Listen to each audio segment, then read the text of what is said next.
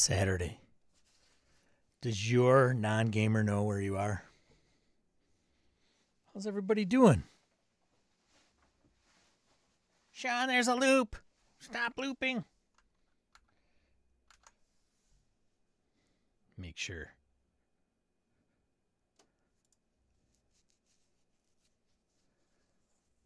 No loop? Sweet. How's everybody doing? It's fine. Saturday morn.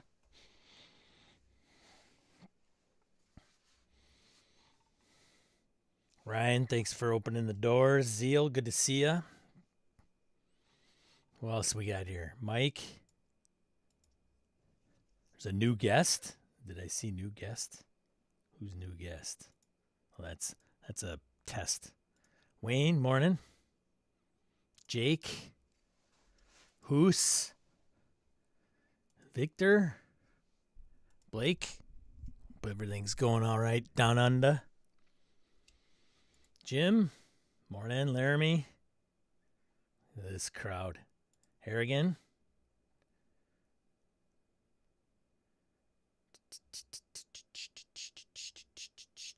Oh, is it? It is Pi Day. I forgot it was Pi Day.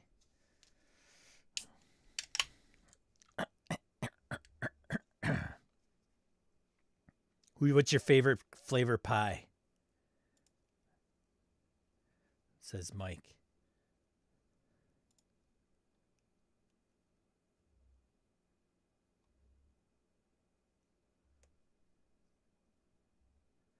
Apple pie with a slice of cheddar on top? Ooh. Apple is the flavor. Arithko, good to see ya. Morning, Copper. Copper, hey, Copper. Apple a la mode. Strawberry rhubarb. That's a good combo. I like that one. We did all survive Friday the 13th, I think.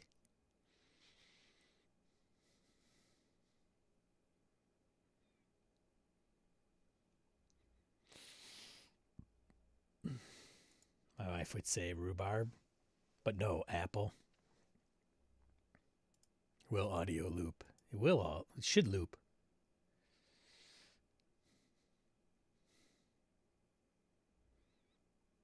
Thanks for representing freedom. America. America. Baseball, hot dogs, apple pie. No chocolate pie? Chocolate pie. Oh boy. How about what is the weird pie? Shoot, I can't remember. It's like Scottish. Is there a Scottish pie? Like a meat pie? Meat pie. Is it meat pie? I don't know. Do. Waiting for all my chat to load again. 5x5, sweet. Thanks, Blake. I did get my ears lowered. I told you I was. I'm a man of my word, Shambot. Test Trek, you good to see ya. Pecan. No, I can't do pecan. Adrian, morning. Aerodynamic, something like that. I told my guys, dealer's choice. This is what he came up with. Price of petrol jumped recently for absolutely no reason. That seems like a theme. Phil McClory brought that up in our Thursday group. Like,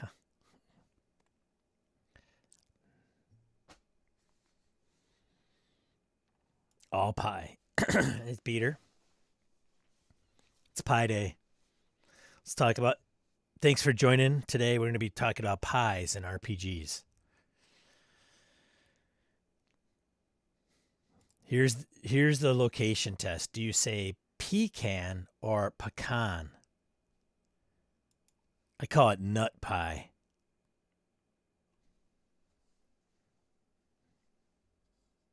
Yeah. Oh. Nut pie. You're welcome. Peach raspberry? Ooh. Not a fan of grape or cherry. Cherry pie. She's my cherry pie. Looks so good. Sweet cherry pie. It'd be the only day that I could tolerate that song. Maybe. Blueberry. Can't do blueberry. I don't know why. Grape. Is grape pie a thing? Grape pie. Nope. Wouldn't they explode?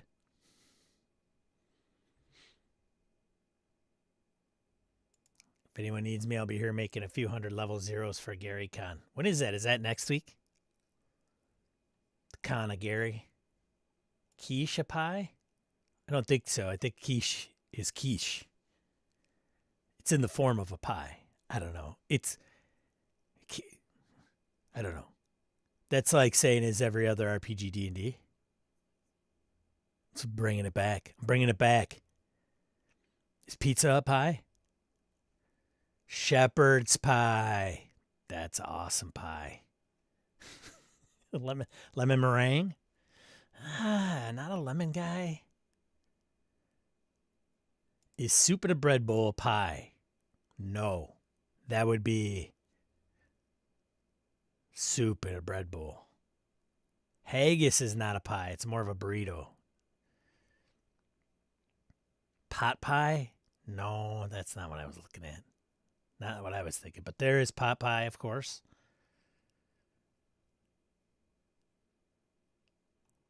There needs to be more pie in RPGs, says Victor Wyatt. States Victor Wyatt. Pizza is a pie. See, Peter? Did I say hi to Orcus Dorcas? If I didn't, it was intentional. Just kidding. Scott, what's the latest drama? What's the latest drama? He's one that I can tune into because he's all into the social medias. Is it school? It's school, right? It's going back to school. Going back to school. D&DU, huh? Is that the big one? Is the test to see if nut pie gets blocked?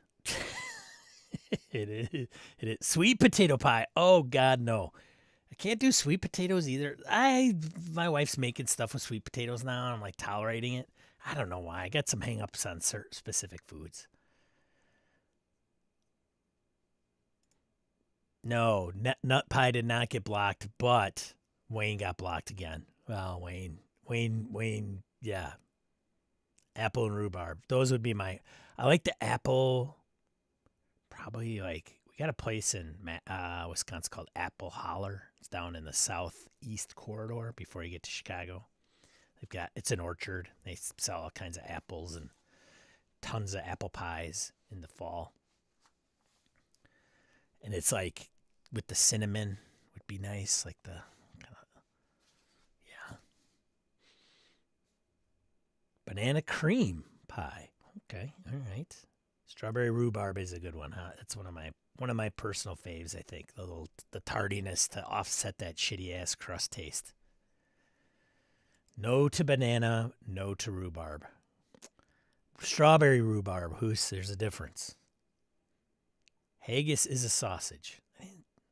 Kentucky Derby pie. I don't know. I just got here and we're talking about pies. We are. It's pie day, man. It's pie day, Michael. Good to see you, by the way. Kangaroo tail meat pies are delicious. Dudes, I can't, man. Those Aussies, I don't know, man. They're a unique bunch down there. Don't stop. Aussies. Don't stop being Aussie. Empanadas for when you want a pie on the go. Brits, Kiwis, and Aussies love their meat. Kangaroo, etc. pies. Oi. Eel pie. Get out of here. People are going to join this and be like, dude, what? WTF, man. I came here for RPG talk. You guys are talking about pies. Well, this is, if you're going to have a D&D session or an RPG session, you might as well bring pie. And what pie would you bring to your game session? What pie would the evil hags serve you? Curse of Strahd's got pies in it.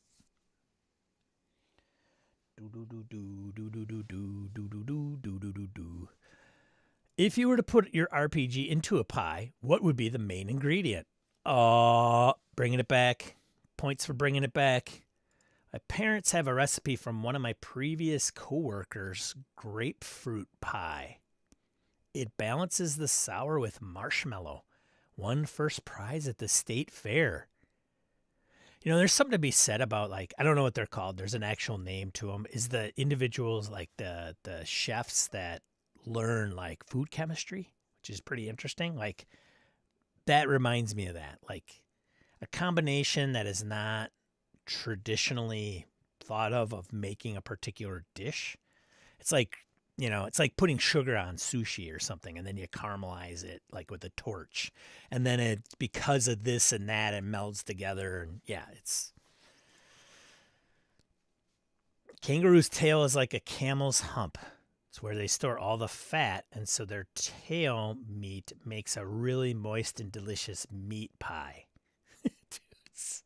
I will take you at your word, Test Trekkie. Now I want to be the topic police. Wow. It's whatever I feel like in the moment. Pie story in gaming. Kentucky Derby pie, similar to pecan, but it also has a layer of chocolate and bourbon added to the pie filling. What? Ooh. If you play DCC and roll up a gong farmer, cow pie. Ew. Ba-doom, boom. Adrian, bringing it. Cozy RPG about fairy running a pie shop. Oh boy.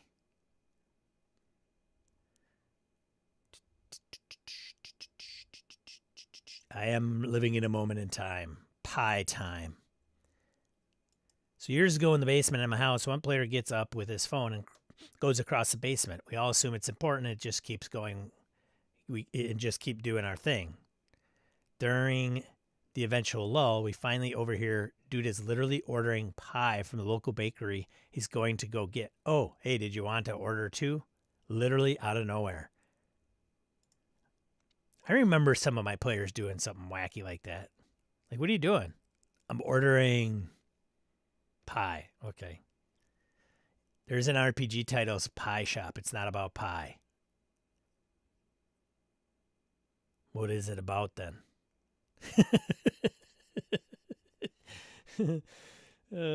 Too funny. All right, let's talk. Scott has not replied to my drama question because I would like to bring it up.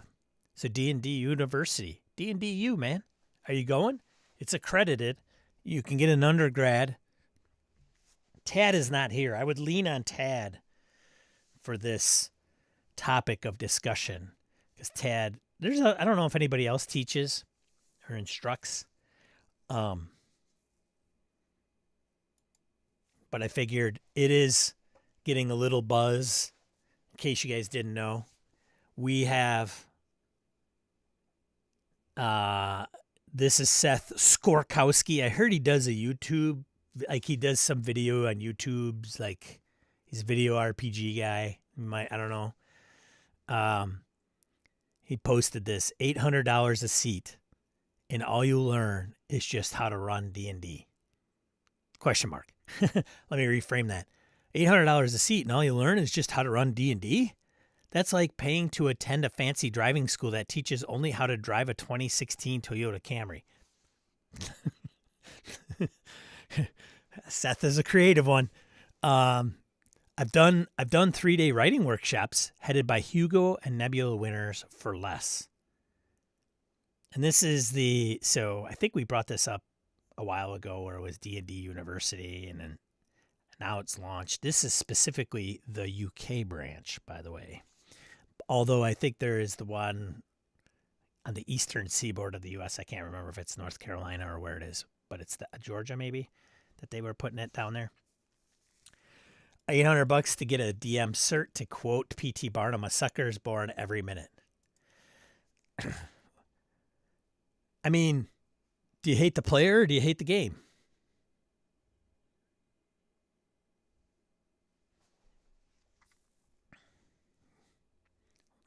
Like it's almost the same as I got my audio coming through somewhere. Let me see if I can like stop that.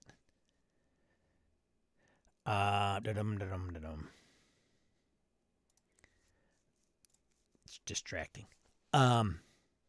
It's like some people feel pretty passionate about this thing, almost the same level as pro game mastering or getting paid to GM. Sometimes people they go off the hook on that too. But is it like, well, if people are willing to pay, why wouldn't you do it? And I know this is not, like Larry and me would say, I'm not the target audience. And there's discussion about like, well, who would pay for this? Oh, it's YouTubers and podcasters that want to be influencers, or I don't know. There's all kinds of rabble-rousing comments. Seth continues, if you want to learn about exposition, inciting incidents, and rising tension, most geek cons have writing classes and panels with some very talented authors and editors talking before near-empty rooms, even Gen Con. They'd love to have you, and the cost is already included in the general admission price. And that is absolutely true. It's absolutely true. I don't know, man. It's being run by the same people as D&D in a Castle.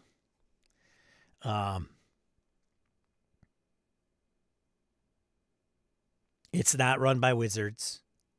D&D is licensed, so the D&D in the Castle people have licensing rights to the D&D logos and D&D itself. So they're paying Wizards for that license, I'm sure. So I know that's also been a discussion, like when it's popped up on Reddit, people are like, dude, it's not Wizards. They're not the ones doing it. Yeah, but their name's on it. That's because it's licensed. Dude, I need to read RPG drama as if we were like 10 years old.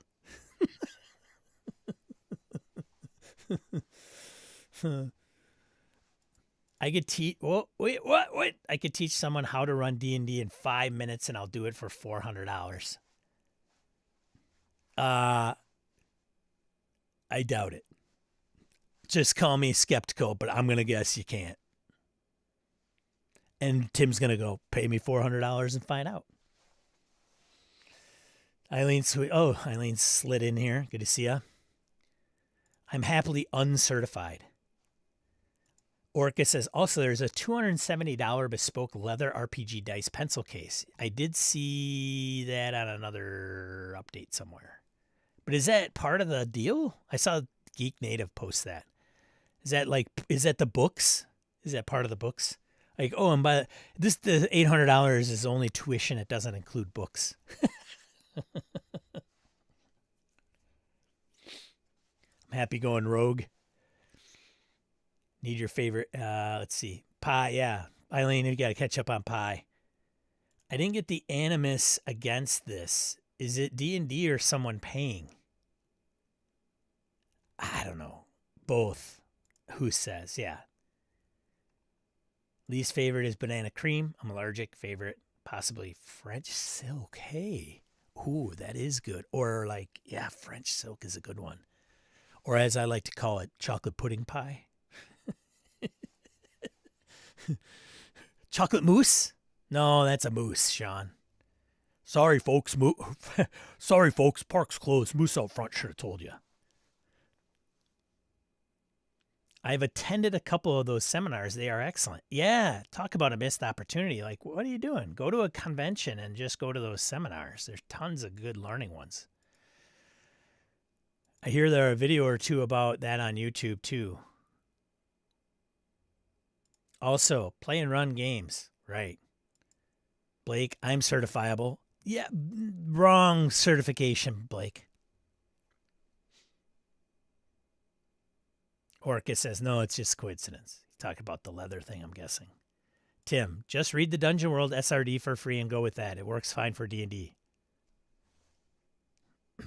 How come nobody... I just want to know how come somebody didn't consult with Tim. That's what I really want to know. William, morning. Dorcas, I can do it in 4.5 minutes. Look at all these guys. You guys are all experts, aren't you? Just, I can do it for 2 minutes. I can do it for 4 minutes. I can do it for half price. I can do it for a fraction. I can do it for nothing. What are they doing? You guys, maybe you're missing out. Maybe you need to, like, Better Call Saul's D&D University crash course for dummies. Mike says, I will certify anyone to run D&D for the low price of $600. But if you buy now, I'll drop the price to $500. Like, dude, like, totally. I'm in. I was on the fence at $6, but now that you're at $5, but I mean, $499 would be better.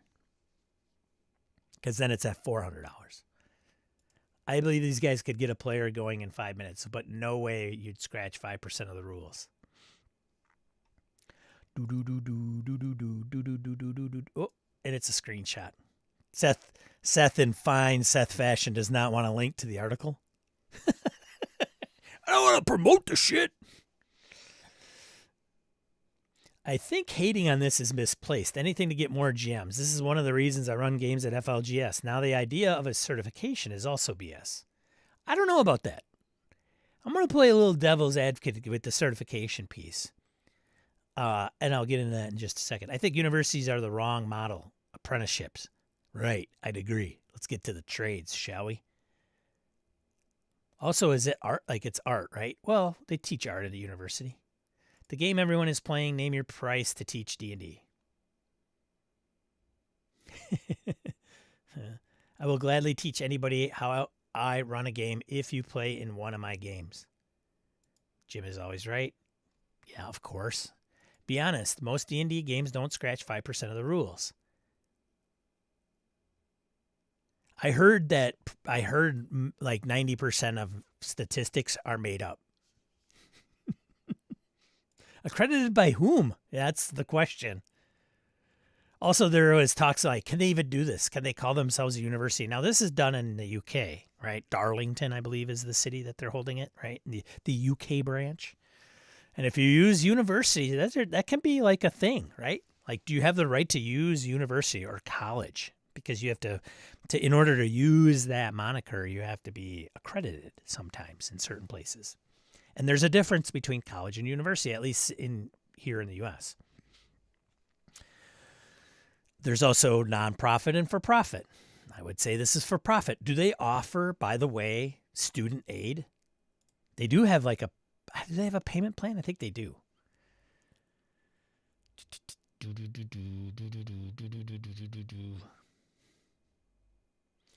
Laramie says, Tim, I have no idea. I've played 3E maybe 10 times, 4 none, and 5 twice. So Laramie is admitting his ignorance to that. Strawberry rhubarb, yeah, baby. All right.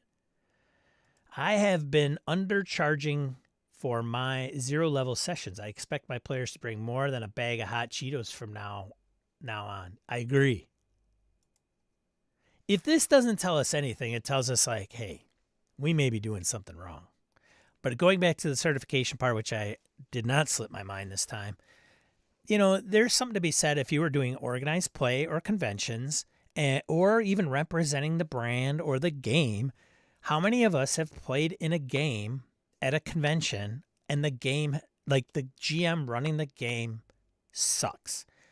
And depending on how you define that, suck, it could be a little bit of everything.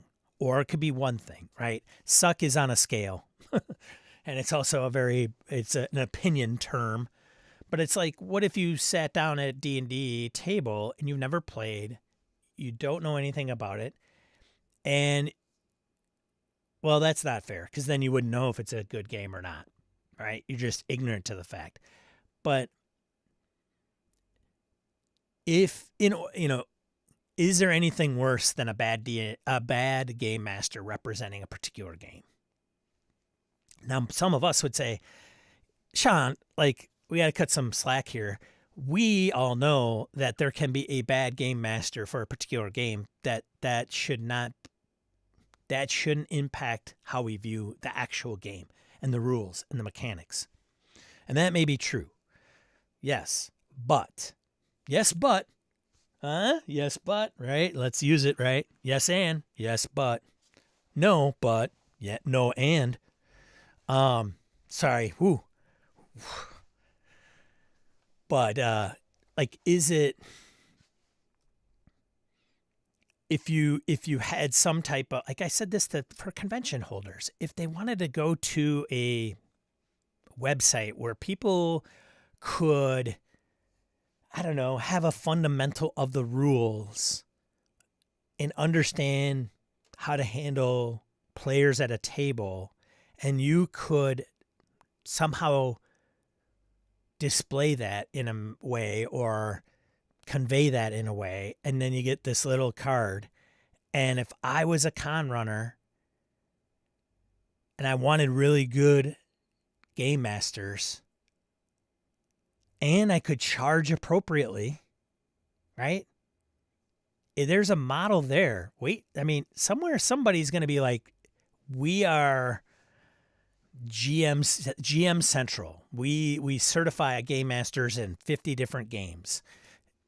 If they're card, like, and you could leverage that. You could say, hey, if you're gonna go to Gamehole Con and maybe you run half the amount of games to get a free badge because it's a network, right? You're in network or whatever it is. Like, there's something to be said there, right? And we know who good game masters are. Like, how do we define a good game master? And I think there is, like, when you get the opinions of everybody, there goes my camera. There are going to be some standard things that will bubble to the top and meet in the Venn diagram of what is a good game master, right?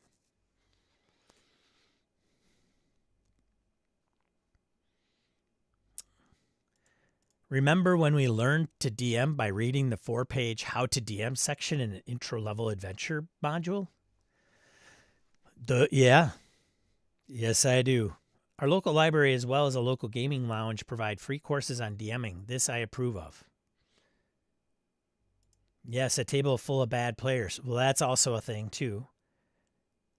Grape pie. Nope, grape pie. What is this? Make sure it's seedless. Yeah, no kidding. Did Sean say if I'm a con runner? Pretty sure he is. Oh, yeah, well. And the BSers, right? Like, they go to Gamehole Con. If you're combing the list and you're like, hey. I'm always a little apprehensive when I sit down at a new table because I'm not exactly sure what the GM style might be unless they bring it up in the introduction. But I've brought this up before, man. If you had this thing, and say it didn't cost anybody anything but time, right? Time to read, guidelines or what is it, principles or something, right? Principles and values, and you conveyed that, and the people could opt into it and say, "Oh, this makes sense. Sean put this together, and it has to do with here's the philosophy of game mastering from this governing body, if you will." And you go, "Oh, I totally get this." And then here are some of the things that, in order to be to receive the card, if you will, and be, quote unquote certified, authorized, in good standing, seen in a particular light, if you will, here's what we want you to practice. And have a feedback mechanism too. So when people run these games, you agree to certain things. You agree to be a good citizen of RPGs. You agree to know the rules as best as you can. And if you don't know the rule, you can adjudicate it in a diplomatic and fair fashion. Notice I didn't say you have to know the rules. But there's plenty of, and you could standardize a con game to the point where it's when you start out, everybody has table tents. Everybody knows their names. You introduce the game and you determine who at the table has played the game before. So you can pick out, got to throw in the Wisconsin, that person's never played. That person's played. That person, knows the rules. You can lean on them. That person, and as you kind of get an understanding of that, right? Great, fantastic. And then you could say, we all use CATS, concept, aim, tone, subject matter. Standard, all like the format of introducing a convention game or a one-shot game. It doesn't even have to be a con game. It could be an FLGS. Here's what it is. And I know players in the chat, when some of these things are not done at a con game, it drives them nuts. Right? No table tents. That drives me nuts. Like, I don't know who the characters are. I got to write them on a notebook and nobody else refers to anybody in character name. Or the GM doesn't introduce the game and the concept and the aim and the tone and what they're going to be doing or what that looks like. Like, it's just, okay, everybody got pre-gens? Great. You guys are standing at the door of a dungeon. It's like, whoa, okay, okay. We're like, this is it. Right? And then, being able to handle, a problem player at the table. How would you go about that? Can you leave? Please leave. Right? Is there a better way to frame it up? Yada, yada. When is too much? When is it too much? Yada, yada, right? Like, all these things. And then you could, like, here's your little card. And with this card, you agree that you run games in the good faith, adhering to the values and practices of this, nonprofit organization. But by doing so, you also hand out your little personal QR code for people to provide feedback. And it's a way that you could become better, even if you didn't hit a home run. And that's part of the learning process for you as a game master and growth. So it tells not only the con organizers that you have some type of, I don't know, hate to say it, but standards or approach that does tend or increases the chance of a better experience. It doesn't have to be great. It doesn't have to be exceptional. It just has to increase the chances of it being better, more exceptional than somebody who maybe not. That doesn't mean somebody Carl Kiesler never does this. He runs great games. He involves the table. That's another thing. Like sharing the spotlight, being conscious of people that are introverts at the table and how to maybe bring them into the game, but not pushing them too much, right, out of their comfort zone. How do you quell the spotlight hogger? Some of those details that are just at least these individuals have gone through a conscious effort. They have gone through these channels and they have been consciously brought, these topics have been consciously brought to their attention, which is sometimes nobody, some people don't even do that. They're not unconscious. And if you think DM Street Smarts is the way to go, like and subscribe. Hey-o, thanks, Ryan. Laramie, Sean, the issue there already aren't enough people running at cons, so they aren't going to do anything to filter them out more. Well, I agree. It's not a be-all, end-all. It doesn't mean they would shut out anybody, right? If you're a convention, they're not going to go, no, you can't run a game, right? Unless you're banned, right? Blacklisted from the convention. And there's probably a huge reason for that, which is also a code of conduct, right? You're going to have a code of conduct that's, hey, I'm not going to have rape in my games. How about, sexual content in my games or, whatever. And if I do, I will list it plainly in every description that I submit to blah, blah, blah, blah, blah, and let people kind of understand what that is. I mean, just saying that. I mean, conventions have their own code of conduct that you do have to adhere to. Most of them do have that. But again, how many people have read that?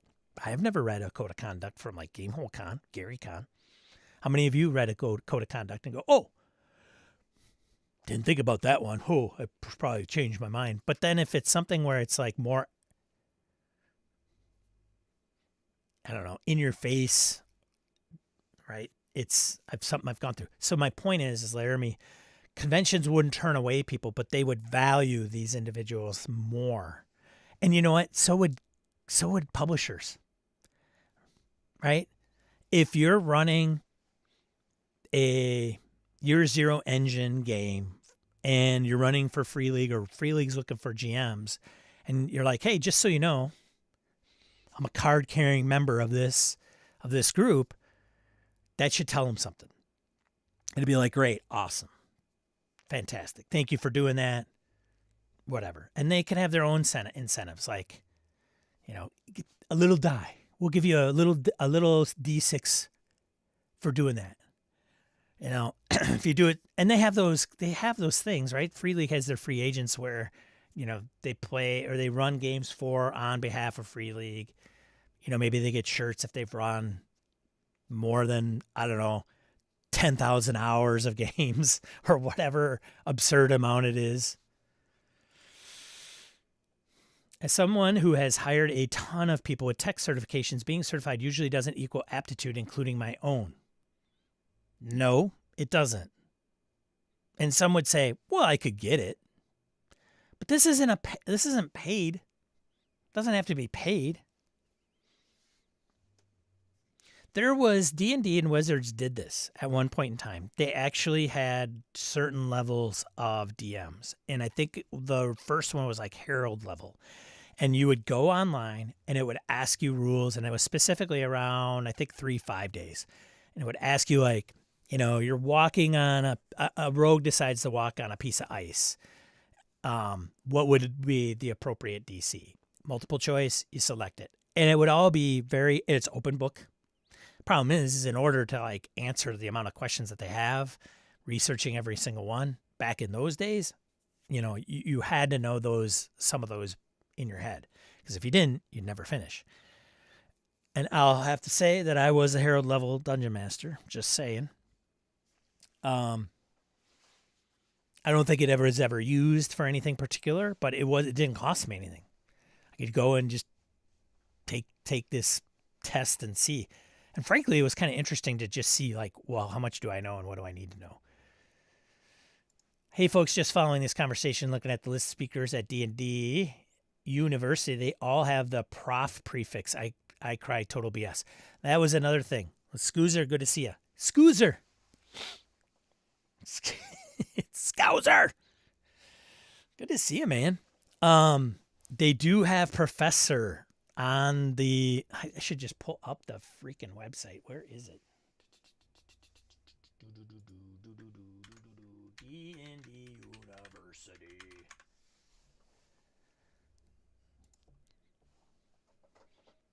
Dum bum bum bum. That was another thing too. Like professors, really? Can you call yourself a professor? So Professor Kelly Lynn D'Angelo, Professor Mike Tinney, Professor Chris Hatley, Professor Liam Lowry, Professor Guy Sklanders, and Jason Carl. Professor Jason Carl. Why should I leave out Jason? Includes access to all available activities as well as lunch and dinner service. So let's put that into context too. Like there's some overhead to this, And what's a normal class? Like is it 20, 50, 100 people? Purchasing the accommodation option includes 2 nights stay at the Castle Hotel, by the way. Registration includes 2 days of instruction. Join us this April for a concentrated Dungeon Master University branch campus experience to take your game to the next level. Keep in mind it says take your game to the next level, which means you're probably running this. So, do you show up and go, oh, man, it's one of those seminars where I know like 75% of the material? Doop, doop, doop, doop, doop, doop, doop, doop, doop, doop. Yeah. Yep. And then if you want to know who is behind this, there was, here it is, down here. About us. History of D&D in a Castle. Meet the team. Mike, the Pragmatic Tinney, also known as Criminal Mastermind. I would not probably put that on there, but but okay. So if you don't know who he is, the former CEO of White Wolf Publishing and current CEO of Fix Health, right? And then some of the other individuals and their backgrounds.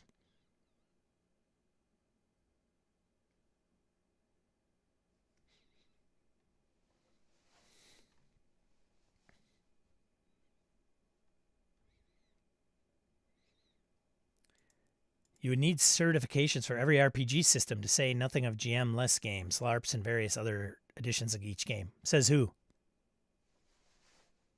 Says who? I need to do that at the start of games, Shan. Set expectations. Already, everyone, I'm a shitty GM, and I know it. Buckle up, buttercups. Well, I mean, there you go. It's a good start.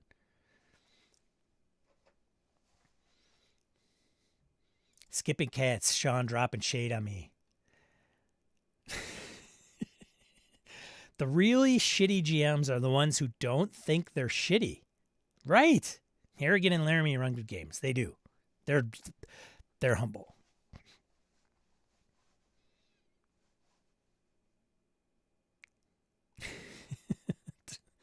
Jim is always right. Bingo. All right. Camper. All right.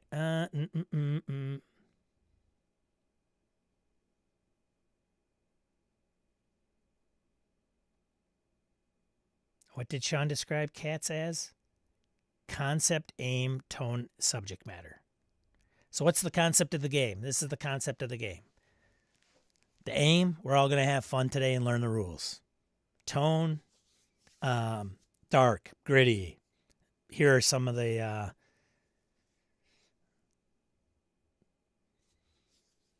real life, grounded, high fantasy, crazy, outlandish, strange things going on. Subject matter, list any, rated R, PG because of this, that, violence, harsh language, sexual innuendo, sexual content, whatever. All right. Cats, boom, bam, boom. There it is, Harrigan says. It's 2 p.m. Here when your show starts, and I'm usually out and about. That's cool. I get it. The UK, by the way. It's where the Scousers coming from.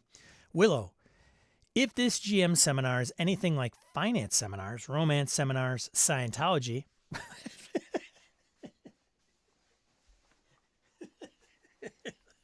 like, what?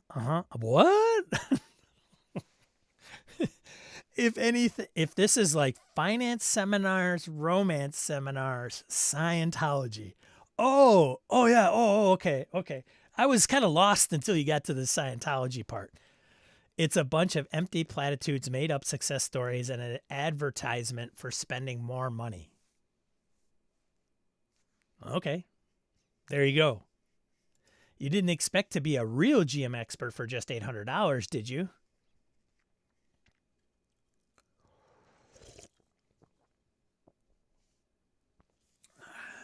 How many levels of gaming are there? Well, that's a good question. At the Sean Kelly School of Game Mastering, 3. Well, it says, what else promises to take you to the next level? Scientology. Dude, Scientologists, don't come at me. Don't come at me, okay? I'm all about Xeno, okay? Xeno for Prez. Let's just say. Kodakin, Paizo's organized play gives 1 to 5 glyphs for running games. The first few are earned for running so many games. They have a GM rubric for the highest levels. A 4 or 5 glyph GM tells players a lot. It does. Absolutely.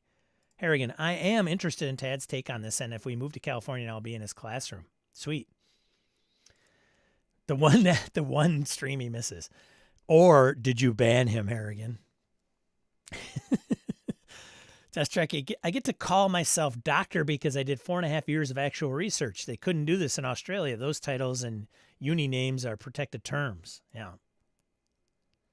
Michael says, but no one pays for that. They just earn it. He's talking about the Paizo certs levels. Is Tad blacked? Is Tad blacked again? Is Tad blocked again? No. No, we removed his block. He's just not here, I don't believe. Maybe he unsubscribed. Maybe you got tired of all this crap.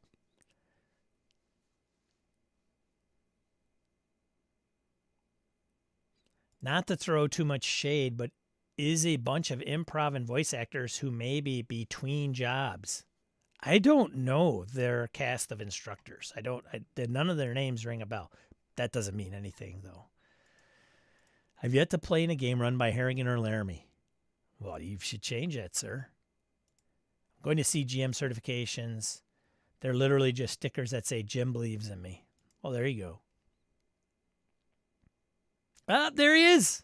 See, you just have to say his name 20 times and it'll show up. Sorry I'm late. Slept in because new kitten wakes us up at 4 a.m. to jump on our faces. Well, as they should. I'm going to sell GM certificates. They'll just be stickers that say Jim believes in me. Did I just highlight that again? You summoned me by mentioning me in the chat. We did. Did you get the memo on D&D University? Did you see this, Tad? As a person that does teach gaming, right? Gaming theory or game, what is, I don't know the actual course name.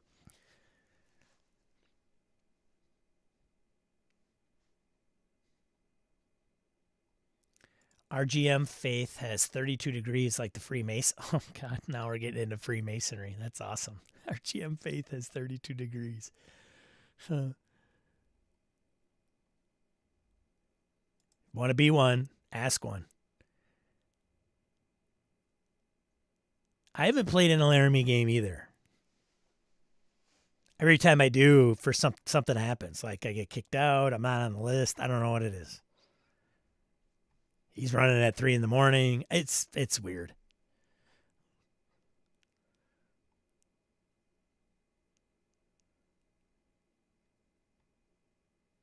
Throwing Sean under every bus we can. Yeah, well, as long as the buses are out on time.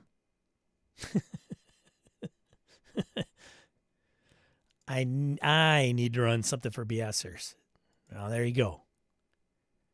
So Tad, D&D in a castle group is doing D&D University in the UK. It's $800 a course. It's like a 2-day. That also includes like lunch and dinner. And so there's a little beef about like, and then, there's five individuals that are doing it, and they all consider that they're all titled professor. And so, one, can they be called a university? 2, can they have the professor moniker if they're not truly professors? It sounds like the UK has some pretty lenient rules about who can teach what and how. Like, it sounds like the grift can be real in the UK. Just, hey, don't kill the messenger. I'm just saying. Don't come at me. Don't come at me, Brits. Just kidding. You're probably like just as like, what the WTF? Mike, I need to get BSer certified games. I will have to run something for BSer someday. Yeah, for sure. And it's so, like I would do it just like for BSers. Like I would just put in like a code of conduct and say like, here's kind of the things like we adhere to, and here was what we believe. If you want to sign on, it's up to you. If you want to just go and do your own thing and, tell Sean a pound sand, like, I got this, man, that's cool too. I just think that if you put it on a list, I would hope that if somebody said game, powered by BS Landia or whatever, somebody would go, oh, I've played with tons of those individuals from that group. They're all a good group of game masters. And what does that mean? They're friendly, they're personable, they handle the table correctly, they run decent games. And if Harrigan says, well, I guess I'm out, shut up. You get certified after you run a game for BSers. For sure, that would be one way, right? Like, it could even be, have you run for the peer group? Oh, yeah, the UK is going to shit, but have you guys looked in a mirror recently? Oh, hey. Recently, I mean, we might as well be we could both get in the same boat, I would think, right? Maybe in different boats, but still sinking. Like, can we agree we can commiserate together and complain together? Can we say the citizens are good people? Like we can get along. It's these administration folks, right? We need a BS or GM cert checklist. Jim believes in me. Harrigan killed me. Laramie likes my hair. Something like that. I have that adventure Ryan should read. Okay, I missed that one. Laramie, CheapCon, a suburb of BS Landia. There you go. Tad Lagman. I'm looking over the info now. In the U.S., you can call a school a university. Accreditation is separate from the title. So it's university, an accredited university, right? Professor is both a formal job title and a common nomenclature. All right, so Tad is much smarter than some of us and has been in this space, so he's educating. It says people are great, especially RPGers. Love you guys. Hey, here we go. I gotta get it all up here. I gotta bring out my.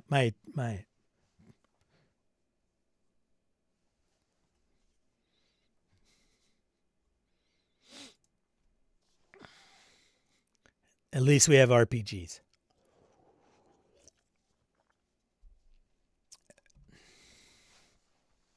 Sean Throne gang signs. Well, you know. Brandon says, I had students call me professor, but I was like, no, don't do that. Yeah. You can call me Sean. Be the high school teacher known by the first name. Hey, Ted. Hey, Jane. Strange, awkward. I have a question. For people. I don't know why I'm bringing this up now. It has to do with the professor or you know, Brandon's comment about people call me professor, but I'm not a professor. I just taught. But I have a question. When you were growing up as a kid, teenager, you know, 10 to 16 years old, was your community or was it instilled? Because for me, there's two things going on here. Where I grew up, it was different than where I ended up. Like I went to 3 different schools in high school. Where you grew up, was it you called every parent Mr. or Mrs. last name? And if you didn't, you got the big slam by your parents. Was that the thing? Because I grew up in a community that was the deal. If you called them anything else, it was like calling them the F word, calling them a fucker. Like it was that crazy. But where I grew up originally, it was like you just called them by their first name. I am curious where you grew up and what that looked like. I don't know why this has anything to do with RPGs, but I'm just wondering. Because there was also, if I look at them now that I'm older, I'm like, oh, one was definitely a community that was more pretentious, if you will. The one that gets me riled up is when people with PhD wants hospital people to call them doctor. Yes, you have a PhD, but setting matters. Yeah. Thanks, Tad. I'm going to show my wife this so she'll stop laughing at me when I call myself the professor of love.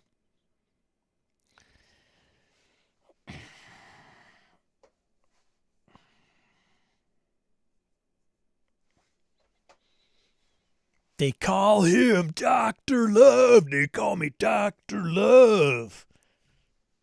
I am the doctor of love. That's Sergeant Barnes. There you go. Barnes is Barnes.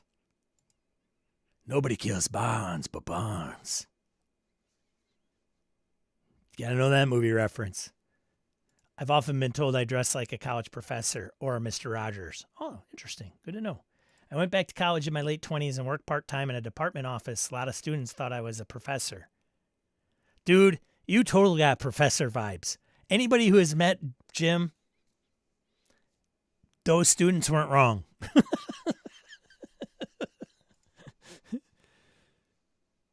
Every teacher was a sir or miss. That is true. I'm not talking about teachers. I'm talking about just parents, friends, your friends' parents, their friends' parents. Mr. Rogers is my hero. Every parent was Mr. or Mrs. last name. Okay, that's test tricky. College professor is a look I like to don on occasion. Sweater vests and tie for the win. Or maybe not even tie. Tad says at Activision, my title was Dean of Level Up U, our large apprenticeship. I had an academic title at a game company. Hey, McDonald's has a university. Just saying. Hamburger U. Zeal, last name for sure. Interesting. Mike says, where I grew up, it was Mr. and Mrs. and their last name. It was taboo to call parents by their first name. Mike, are you in Milwaukee? Are you down by Milwaukee? Because that's where one of the communities I was at school at was one of those. That's where I lived with my aunt and uncle for a while. And it was, and we got away with like calling like my uncle and aunt's last name's Anderson. So everybody would call him Mr. and Mrs. A. But yeah, it was. And that was weird for me because I came from a town where it was like, you know, Ann and Sue and Mike and Dale and, you know, Mr. and Mrs. always, or it was the ruler. Ryan, you'd answer the phone on the wall with a cord and say, West residents, whom is calling? In my group of close friends, all our parents were mom and dad to each of us. Hometown was all first names, which was problematic when neighborhood people were later our teachers. Yeah, see, I was kind of like, like if they were in town, the teachers lived in town, they would always be Mr. or Mrs. Like that was a no-brainer. Wayne, titles were mandatory where I grew up and in my military household. Not using them was a sign of disrespect. Disrespect. I've been calling Orcus the gangster love and or Maurice. Well, as you should. Because he's the pompatus of love.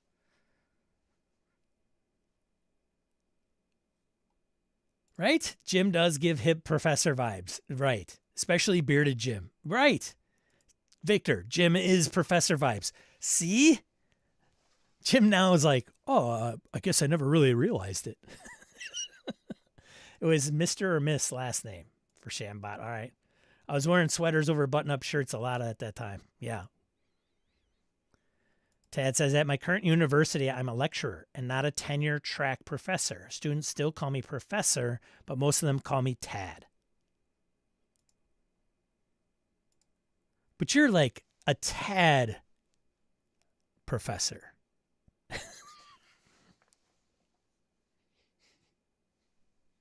You're welcome. Jim, I still dress that way.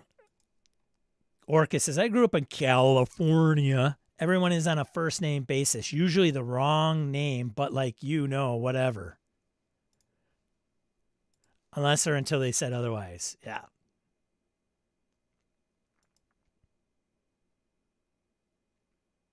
I grew up, little story, I had a babysitter, much like Xers, growing up, kind of daycare-ish. We were kindergarten, so when I started, it would be like half day kindergarten, and then go to the babysitter. Mom worked days, dad worked days, nights, whatever, at the time.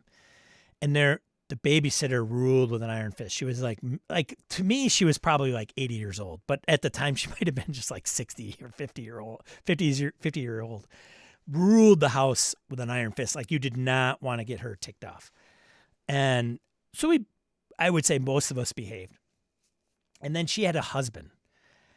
And it was a buddy of mine. We were the same age. And then we were the oldest, and then it kind of trickled down. And oldest was like, we were 6, right?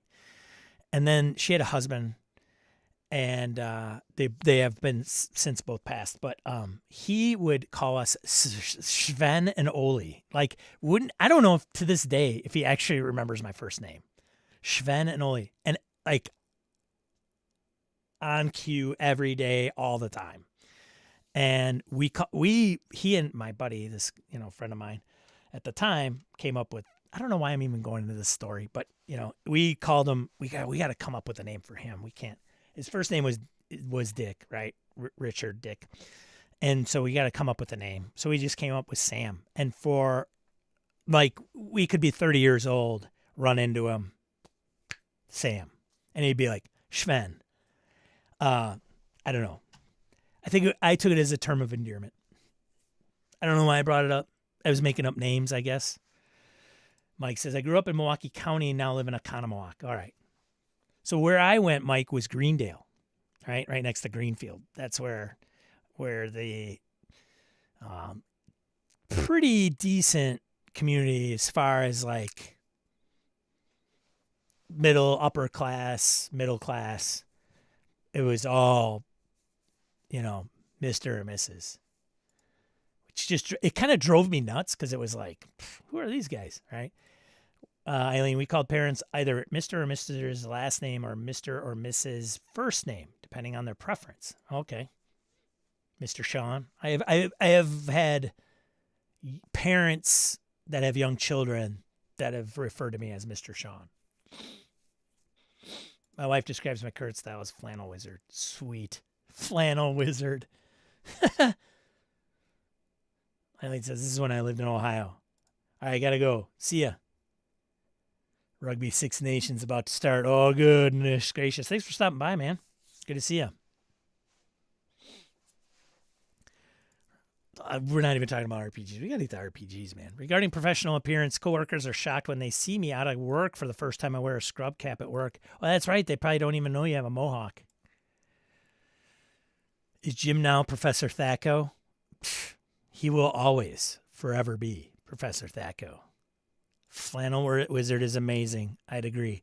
Tad says, I grew up calling friends' parents Mr. and Mrs. when I was a little kid.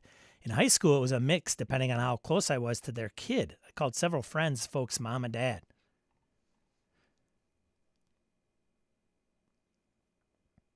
A wizard dressing practically. Tad says, oops, aren't Sven and Ollie Schmeng brothers from SCTV? Probably. And at that time, I didn't even know that, right? I don't know if they would have been, and this would have been 19, should I age myself? Like, you guys don't know how old I am. This would have been 1977-ish? 76? I don't know if, were they the Sven and Ollie Schmeng brothers back then? I don't know. Of course, there were the friends in high school whose mom was recently divorced and demanded we call her by her first name, usually after a glass of wine, and saying how handsome we've all become. Californians, man. It's a different world out there, dude.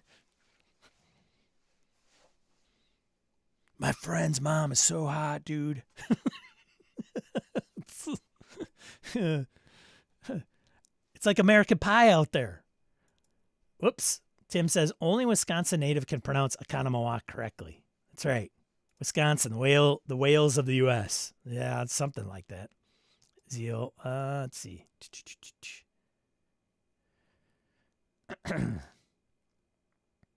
Tad says, when I lived in Singapore, Tan is a common last name. I was often called Mr. Tad.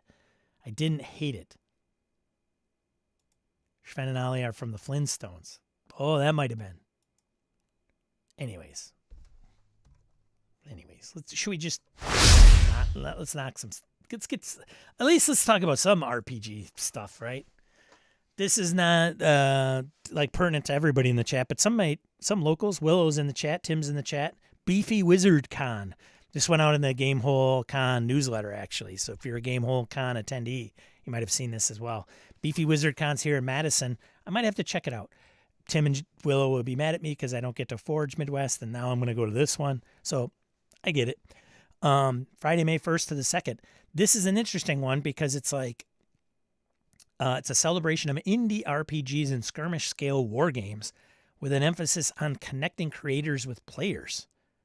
Come here to mix, mingle with gamers who embrace the DIY spirit, punk aesthetic, and homebrew rule systems, which I will probably be like, this is fun and interesting. Probably not my jam because, I'm pretty standard D&D trad guy, trad. Awesome. I don't subscribe to my own channel, so I can't put it in the chat. I started this under the wrong profile. Shoot. I'll have to put in the links later. Anyways. Yeah, beefy Wizard Con.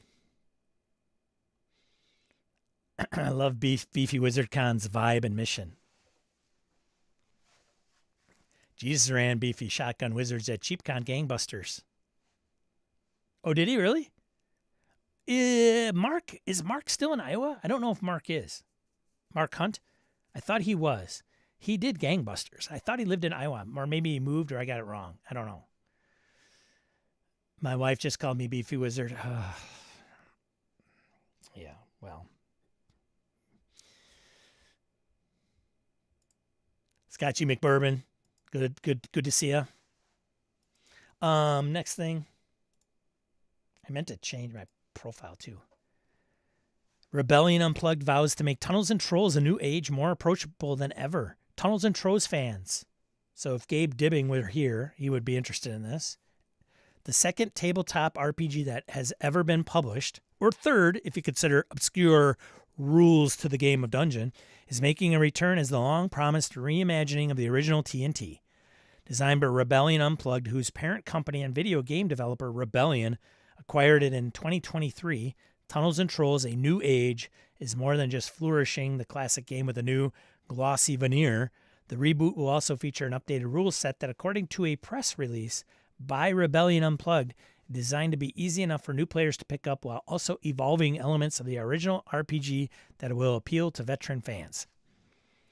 And a million TNT Tunnels and Trolls fans cried out in horror.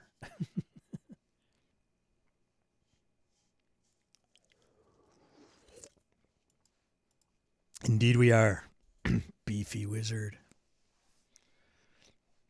Funny thing is that Mike Hunt is a well-respected mining and land rights lawyer based in Perth, Australia. He's written several textbooks. This would be Mark, not Mike. Just saying, you know.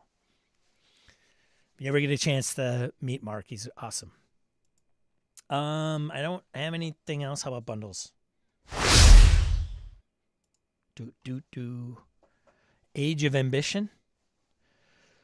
This is like my teenage years. Age of Ambition. Ew. Fantasy role-playing in an age of promise and peril. Story of my life. I had never heard of these. Might be something interesting to take a look at. I don't know.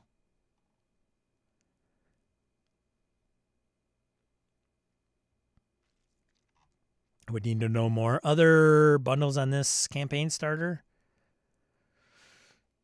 This would be kind of cool maybe for Wes March's stuff to keep in your back pocket. I don't know. 01 game, campaign starter. 01 is, I've come across their stuff. I think I own some of their maps. PDF maps and floor plans for ready-made tabletop role-playing games from 01 Games. I think they do some cool stuff. So there you go. If you're interested in checking those out, that's at bundleofholding.com. Print news. Print news.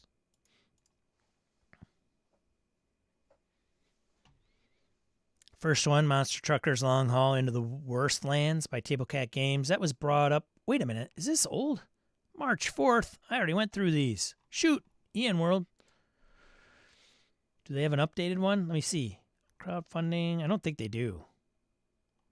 Shoot. I don't have an updated print news one. It's old. Sorry, guys. Sorry, folks. Park's closed. Moose out front. Should have told you. Sorry. One of my favorite lines.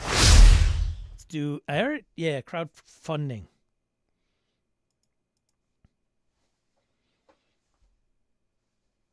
This was posted yesterday.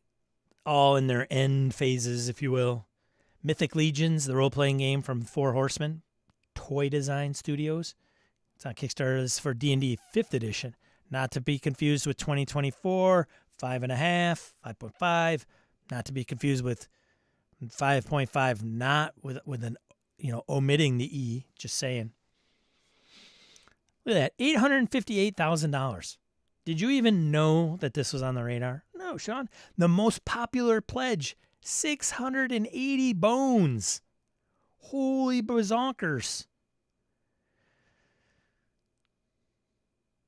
You get 6 action figure stands, dice, pouch, 85 coins, villain and hero miniatures, and standees, figureheads, packs, accessories like wowie wawa. Next one. Tamar? It's French. I cannot speak. I cannot pronounce. By Magpie Games.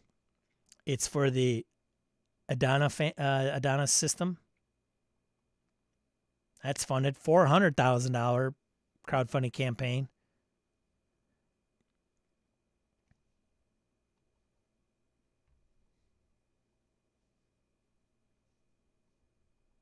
Beyond the Woods, Irish-inspired campaign setting for Legend in the Mist. That's funded. For Mist Engine, which is a dynamic interactive version of PBTA.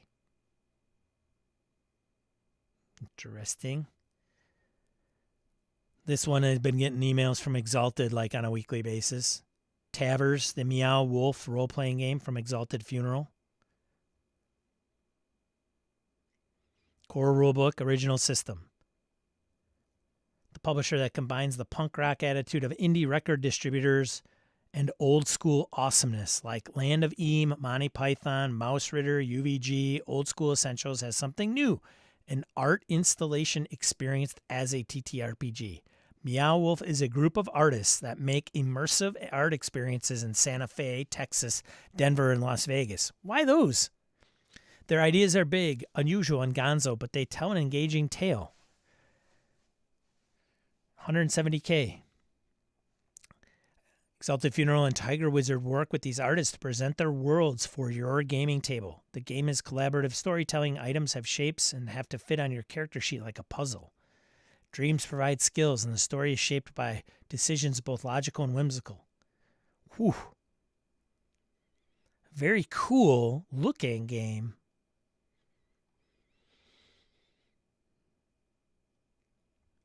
Godzilla. The role-playing game. IDW Games, original card-based system, $155K. Is this Mecha Godzilla? Is this Godzilla? What are the versions of Godzilla? Where are my Godzilla fans? How many iterations are there of Godzilla? 300-page core rulebook. Next one, Dying Hard on Hard Light Station. Turn on your hard light. Make it shine wherever you go. If you can name the singer of the original song. This is for Mothership, in case you didn't know. 195,000 or 193,000. I can almost read numbers. 193,000 for a Mothership adventure. Now, that's Canadian dollars, so I believe. The most popular pledge is 110 Canadian dollars, but that's a chunk of cash. 200-page book with 10 adventures to subject your crew to. Cool. There it is. Tad. Mecha Godzilla. Space Godzilla. Technically Biolante.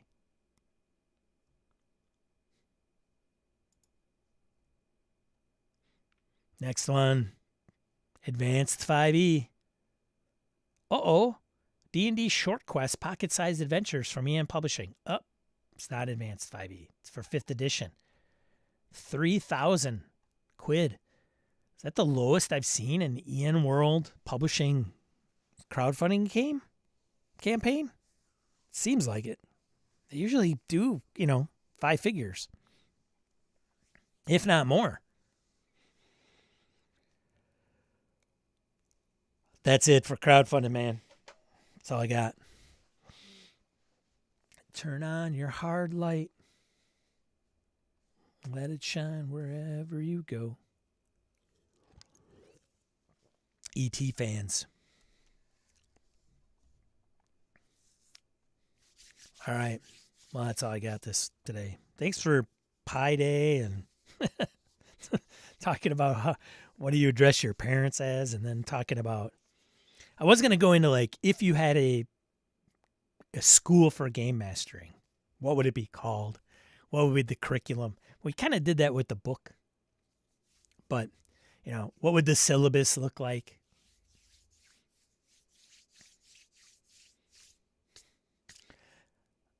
RPG Day is coming up, right? When's RPG Day? Is it coming up in June? No. Is it that far out? I thought it was sooner. Maybe not. You guys know?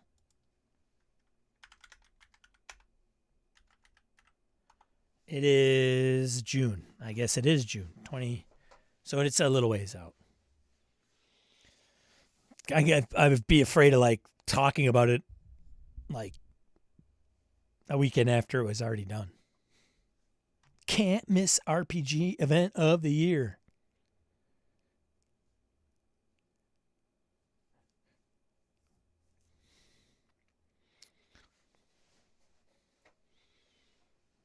Ted, I'll be on time next week and prepared to discuss paragraphs versus bullets in adventure design. Ooh, I cannot wait. Headed to Trader Vic's and ATL 70s Tiki Bar. Oh, God. Yes. All right. I'll get you out of here. Thanks, everybody, for helping out. Much appreciated. Being patrons.